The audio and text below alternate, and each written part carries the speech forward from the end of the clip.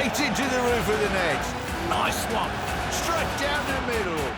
So a good performance of both teams. Hi, you're watching Firstpost. I'm Rupha Ramani. Let's get started.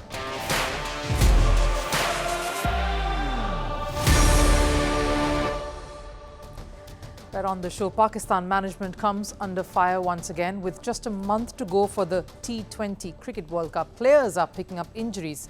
Is the army camp in Kakul to blame?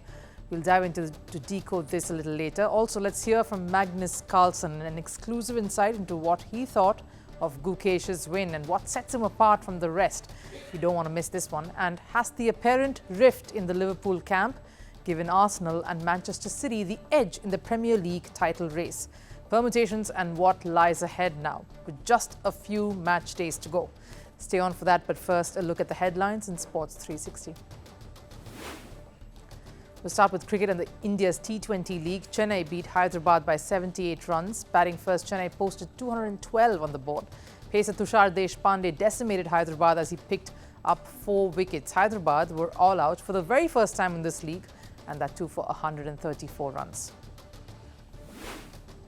New Zealand have named their T20 World Cup squad. The 15-member squad will be captained by Kane Williamson. It's almost the same one that played the 2022 World Cup. Trent Boult, Ferguson, Santner, Latham and Tim Southee will play their 4th World Cups. New Zealand's first match at the T20 World Cup is going to be against Afghanistan, and that'll be on the 7th of June. Over in NBA, Minnesota Timberwolves beat Phoenix Suns 122 to 111 in the first round playoffs. Timberwolves completed a 4-0 sweep over Suns in the first round series. Anthony Edwards with 40 points and 9 rebounds starred in the win. Timberwolves advanced to the second round of the Western Conference playoffs. This was Timberwolves' first playoff series win since 2004. In badminton, defending champions India have advanced to the quarterfinals of the Thomas Cup tournament. They defeated England 5-0 in a Group C encounter. Indian shuttlers H.S. Pranoy, Satvik Sairaj, Ranki Reddy and Chirag Shetty contributed to India's win. In football in the La Liga, Atletico Madrid beat Athletic Club 3-1. Rodrigo De Paul and Angel Correa scored in each halves to put Atletico in the front. An own goal from Athletic Club's Unai Simon sealed the win in Atletico's favour. The buzz for the T20 Cricket World Cup is on. Every team is getting their plans in place. Squads are being named, jerseys revealed. But one team has just now managed to get a coach on board to spearhead their World Cup campaign. That's probably the only good news that Pakistan has come out with in the lead up to the World Cup. India's World Cup winning coach of 2011, Garry Kirsten, will be helming affairs for Pakistan in the shorter formats of the game. Australia's Gillespie will coach the test side, and assisting them both will be Azhar Mahmood, Pakistan's former cricketer. Now let that sink in. Garry Kirsten, who was the most celebrated coach in India after that historic ODI World Cup triumph, is going to mentor the Pakistan side that is looking for an ICC silverware, especially after the debacle that was the ODI World Cup in 2023. After which, Mickey Arthur and his team were let go of. Former cricketer Mohammad Hafiz, of course, came on as director and could have translated to a permanent fixture had he not blown it with the senior players in the squad. So back to square one for the PCB, the Pakistan Cricket Board. And they've been desperate. They went to Shane Watson as well. That deal fell through, and now they have zeroed in on Garry Kirsten, someone who knows his ways around cricket dressing rooms around and is especially around successful sides. But like I mentioned earlier, that is the only good news for Pakistan. Sure, they've managed to level scores to avoid defeat at the hands of New Zealand in the recently concluded T20 International Series at home. But the series saw quite a few players sitting out or being rested due to niggles and injuries. Injuries and strains with just 1 month left for a World Cup. And that's got the media scrutinizing Pakistan cricket once again. And why not? This month is crucial, especially when you're preparing for a World Cup. You need your key players fit. No one wants a repeat of the last World Cup when Naseem Shah, star Pakistan pacer, injured himself in the run-up to the World Cup and had to sit out. So what are the injury concerns here? Wicketkeeper Azam Khan was ruled out with a calf injury even before the start of the series against New Zealand. Pacer Mohammad Irfan Khan Niazi missed the last 2 games due to a hamstring injury. And the biggest of them all, Mohammad Rizwan sat out after suffering a hamstring injury in the 3rd T20 International. Rizwan retired hurt during that game and was withdrawn from the last 2 T20 games. So why is Pakistan cricket facing the brunt of these injuries? Shouldn't players be responsible to train sensibly? All fingers are pointing to that experimental army camp that Pakistan cricket team organized during the end of March and the beginning of April in Kakul, a very rigorous and heavy-duty training affair that everyone had to be a part of. Speculations are now rife on whether this radical camp was in fact responsible for some of the niggles the players seem to have now picked up. Over 25 Pakistani cricketers underwent compulsory army training at the Kakul camp for more than 2 weeks. The camp was organized to boost the fitness level of players. The Pakistan management is currently facing the heat and questions are being asked. Injuries never occur due to fitness training. People have got various theories around how to make players fit. Fitness has never been a focus of the Pakistan managements in the past. I'm not criticizing anyone that came before me, but look at players from the rest of the world. Pakistani players' fitness is well below that. This is just the start. We will have to ramp up player fitness even more. If I need to bring in fitness experts from around the world, I will. Remember, it was Mohsin Naqvi's idea, the PCB chief, to send players to an army camp. This after former director of cricket Mohammad Hafiz lashed out at Babar Azam, who was the captain back then, and former coach Mickey Arthur for lack of focus on players' fitness, stating that the prime reason for Pakistan being insipid in the World Cup in 2023 was in fact lack of fitness. But it seems like that brainwave of a decision taken by the new PCB chief that has come now under fire. Fans and Pakistan media are asking the management tough questions. And the latest to join the coaching staff, Azhar Mahmood, is sticking by the decision, saying this has nothing to do with the injuries that the players have now sustained. Kakul training had nothing to do with cricket. The injury the players sustained happened while playing cricket, and the training had to do with physical fitness. If the players were injured, they wouldn't have played the first game. And Azam Khan was not injured before the series. He was injured in the nets. Probably true, but what goes against Pakistan management is the timing of it all and the nature of the camp itself, considering a World Cup is just a month away now. The training camp was organized just a week after their domestic T20 tournament. The league, Pakistan Super League, concluded. The training camp also coincided with the month of Ramadan, where majority of players were fasting, and with an already packed schedule and of course the intense training that went on, all could have taken a toll on the players themselves. But the month preceding the World Cup has more cricket. Pakistan are set to tour Ireland and England in the month of May. That's just a day away. The 3-match T20 International Series in Ireland starts on the 10th of the next month, May, while the 4-match T20 series against England begins on the 22nd of May. The team will play a total of 7 matches before they fly to the Americas for the 2024 T20 World Cup. So it is in this pot boiler that Garry Kirsten will step in to try and turn things around. While the team is looking for a change and focusing on the World Cup, a new management at the helm do not have the time to prepare for a tournament as massive as a World Cup. Even for someone like Garry Kirsten, who comes with a pedigree and a lot of experience, and with so many uncertainties constantly looming large, the road ahead for Garry Kirsten and team looks rocky at best. It's been a week since a teenager silenced critics and won the candidates' chess tournament, but the buzz has not died down just yet. 17-year-old Gukesh made history in Toronto, came into the tournament with no one giving him a chance, and has completely redefined the landscape of the sport with this win. We bring to you the thoughts and reactions of world number 1, legend of the sport and candidates winner himself, Magnus Carlsen. It's a Firstpost exclusive in connection with a Norwegian podcast hosted by Odin Via and Askid Bryan, where Magnus Carlsen spoke at length about this tournament and the winner in particular, Gukesh. He was rather quick to admit that he had not given any of the Indians, let alone Gukesh, much of a chance at the start of the tournament, and spoke about the potential this kid possesses to go a long way here on.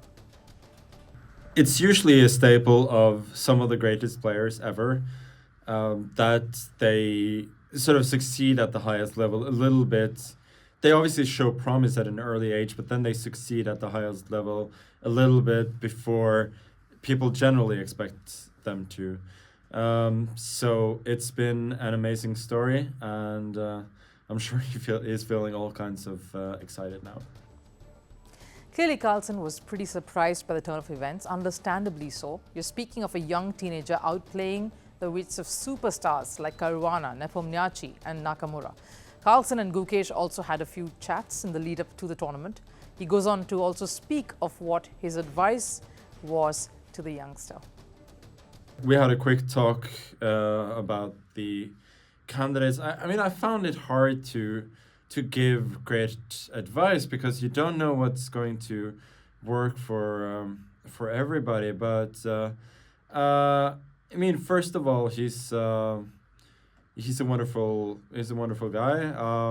Very quiet, very humble, and has a great curiosity when it comes to everything about chess. So I don't even remember like how the conversation like came along, but the only thing I remember saying is like don't go crazy because others generally will. And I'm not sure if that was helpful. I would like to take exactly 0.00 credit for his success, and I didn't expect him to do this well either. But I'm really happy for him. Gukesh was a picture of calm and composure, and you could sense that throughout the tournament. Most parts, of course, barring that one round, the 7th one where he lost to Alireza. He exemplified patience and what it truly takes to be a champion in one of the most intense tournaments in chess. Carlsen knows how difficult the tournament is because although Carlsen was 13 when he became a grandmaster, that was in the year 2003, it wasn't until 2013, 10 years later when he turned 23, that he in fact won the candidates tournament. So he was supposed to participate in this edition, of course, but eventually pulled out, citing lack of motivation in playing the longer version of the game. In addition to being a world champion in different categories, Carlsen is an astute observer. And while many praised Gukesh for his gameplay, Carlsen pointed out the technical aspects that make Gukesh different from the rest. He analyzed what led to Gukesh's triumph. Carlsen even went back to the time he faced off against Gukesh. He played on the Champions Chess Tour in 2021 in the preliminaries, and I think I played the opening like a little bit too casually against him. I was a lot worse as white in some London system. I eventually managed to turn the game around, and I pushed him a little bit before it was a draw, but not necessarily in that game. And in other games, what was noticeable about Gukesh, even compared to other youngsters, was that he was playing extremely ambitious. And from talking to Gukesh and hearing the way he talks about chess in general and the games that he played, I think he is extremely calculation-based. It struck me how good he is at calculation, and I think that's like mainly what he does, really, that he calculates extremely well. Both he calculates very quickly, he calculates precisely, and he's undogmatic in the way he calculates. So he will find ideas that other may not. He will have I don't know if you can call it the intuition, but he will go further in lines that others will not, at least compared to myself, who's a bit of a lazy calculator. In 2022, Gukesh even went on to beat Carlsen, but Gukesh has come a long way since then. He's evolved as a player and a competitor. Carlsen, having himself risen to prominence at a young age, understands Gukesh's mindset. This is an exciting time for Indian chess. Let's not forget these candidates did have the biggest Indian representation across men's and women's categories. Apart from Gukesh in the men's, you had Pragyananda and Vidit. And of course, you had R. Vaishali, Pragyananda's sister, over in the women's draw, along with Kuneru Hampi, who finished in the top 3. And Gukesh, of course, amongst all of this, is leading the charge. Well, over in football, things are heating up in the English Premier League. On 19th May, the last of the few matches will be played out in the Premier League, which is just 20 days and 4 match days away from this moment. Now, what am I trying to say here? We have just a few match days left and yet no clear winner. For months now, it was a three-way race between Manchester City, Arsenal and Liverpool. And the three clubs do not seem like they want to give up. Look at where the three stand now. Let's start with the bottom of the three. While Liverpool's hopes look slim mathematically, they're still in the hunt. But there are many conditions that apply. With 75 points and 3 games remaining, Liverpool don't just need to win their remaining games, but also need City and Arsenal to lose their matches. That's a tall ask. It's becoming a close battle between Arsenal and Manchester City then, because yesterday, Manchester City beat Nottingham Forest 2-0, putting them just 1 point behind table toppers Arsenal. With a 1-game advantage in City's favour, their task is rather simple. They just need to win their remaining matches to defend their Premier League title. On the other hand, Arsenal beat Tottenham 3-2, passing the hard test against the London-based club.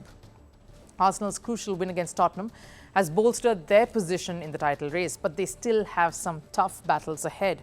Arsenal needs to maintain their winning momentum and hope City either draws or loses one of their remaining games. So an exciting final 3 weeks will decide the hard-fought Premier League title. The tension will mount as we get closer to the last few days, so this is a real test, not just a physical one of strategies and skills, but also a mental battle to hold your calm, a battle that Liverpool seems to be losing lately.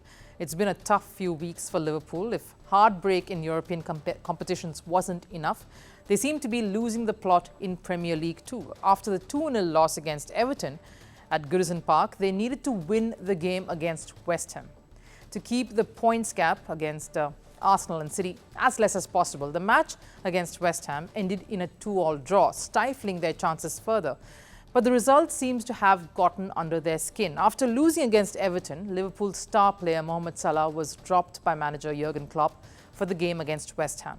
The Egyptian didn't take that all too well. After the 2-all draw, Salah and Klopp were spotted squabbling on the touchline. It's obvious Salah wanted to be on the field, and the fact that Klopp didn't think he would be the best fit in the situation probably rubbed him off the wrong way. And since then, there has been an eerie silence hanging over Liverpool and these two. Salah said it would be fire if he spoke about the spat as he walked down the tunnel, and Klopp has been tight-lipped on the matter too. No, we spoke about that in the dressing room, and with that it's done for me. That's all. Terse, unsmiling, and no indication whatsoever whether it was resolved. Clearly, there continues to be tension in the dressing room, and guess who this is helping? Why the other two in the race, of course. Any unrest in the opposition camp is good news for the rivals. It has given Arsenal and City a bit of an edge in the title race.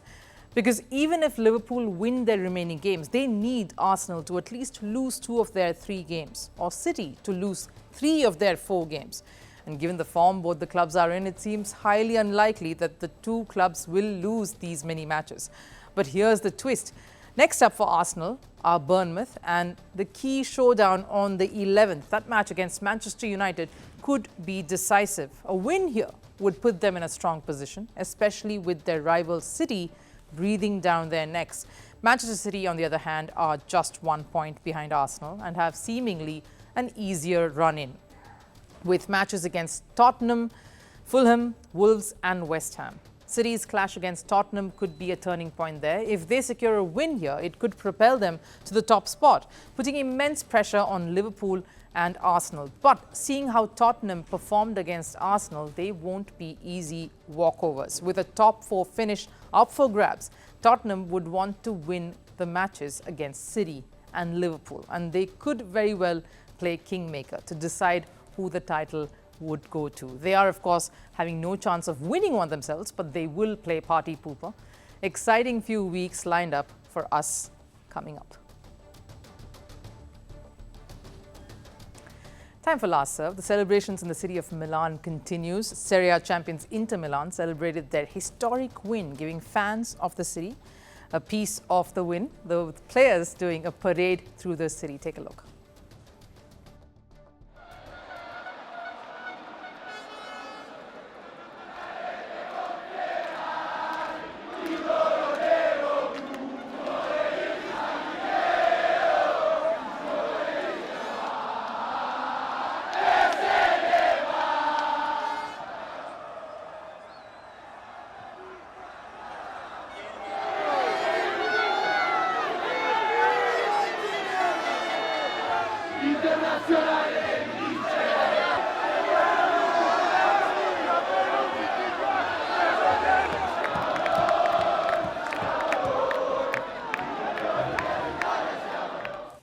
What a way to celebrate a win.